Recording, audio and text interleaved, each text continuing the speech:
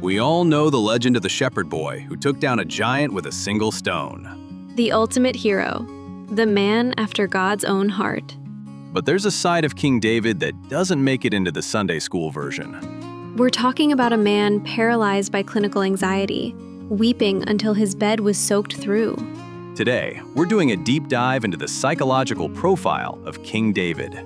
We're going beyond the crown to explore the trauma, the depression, and the dark mental health struggles of a biblical icon. To understand David's mind, you have to look at his actual life, not just the highlights.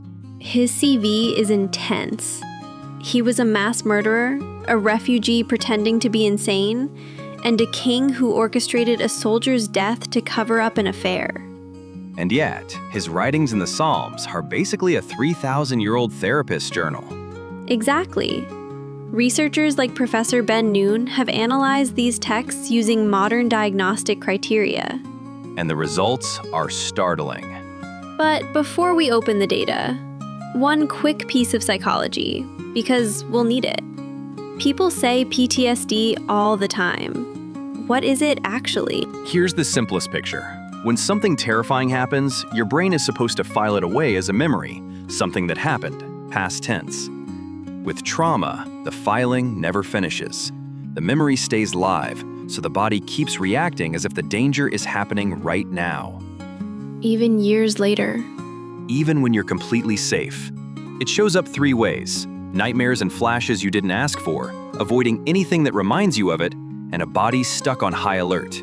Jumpy, tense, always scanning the room. So it's not weakness. It's an alarm system stuck in the on position. Hold on to that phrase, because 10 years of being hunted will do exactly that to a person, and you're about to hear what it sounds like. Let's look at the data. David likely suffered from major depressive disorder. He reports almost all the classic symptoms: insomnia, massive weight loss, and feelings of total worthlessness. He literally calls himself a worm, a disgrace, and broken pottery. He even describes his flesh failing of fatness and his knees growing weak. That's more than just a bad day. That's a clinical crisis. And you can hear it in his own words. Psalm 6:6. I am worn out from my groaning. All night long I flood my bed with weeping and drench my couch with tears. But there's more. He also describes what today sounds like chronic, constant anxiety. Think about his life. He spent 10 years hiding in caves while King Saul hunted him down. He describes having agony in his heart daily, and his soul being alarmed. Listen to Psalm 55, 4-5. My heart is in anguish within me. The terrors of death have fallen on me. Fear and trembling have beset me. Horror has overwhelmed me. Terror, trembling, horror. That's the alarm stuck in the on position. This kept him in a state of high alert, constantly fearing assassination and abandonment.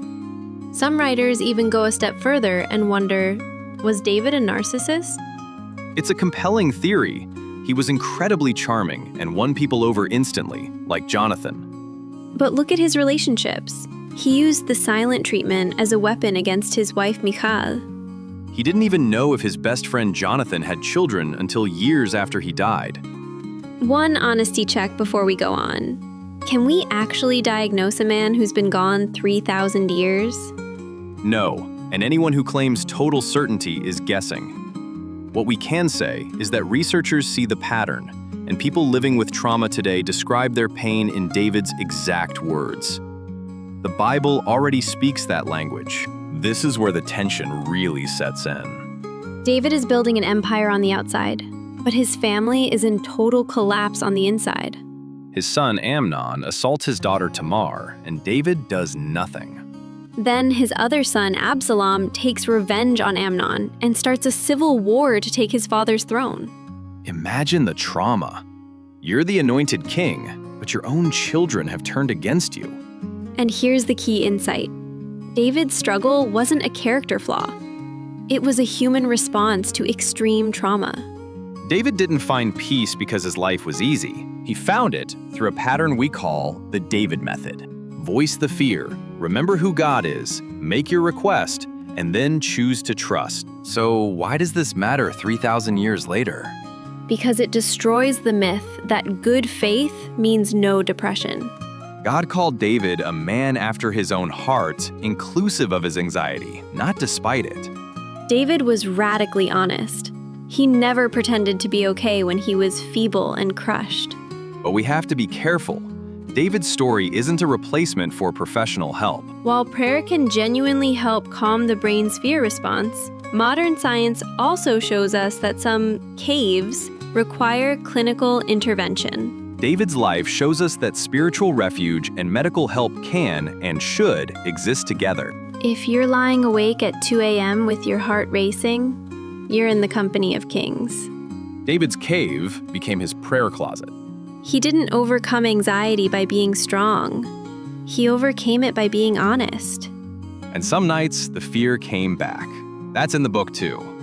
But so is this, Psalm 34:18. The Lord is close to the brokenhearted and saves those who are crushed in spirit. Not the fixed heart, the broken one. So if that's you tonight, say it to God unfiltered, the way David did. You don't have to clean yourself up to pray. If you found this deep dive helpful, hit that subscribe button for more psychological profiles of biblical figures. And remember, if you're struggling, reach out to a professional. You aren't alone in the cave. Tell us in the comments, which psalm helps you most when things get dark? See you in the next one. And whatever you're carrying this week, Jesus loves you.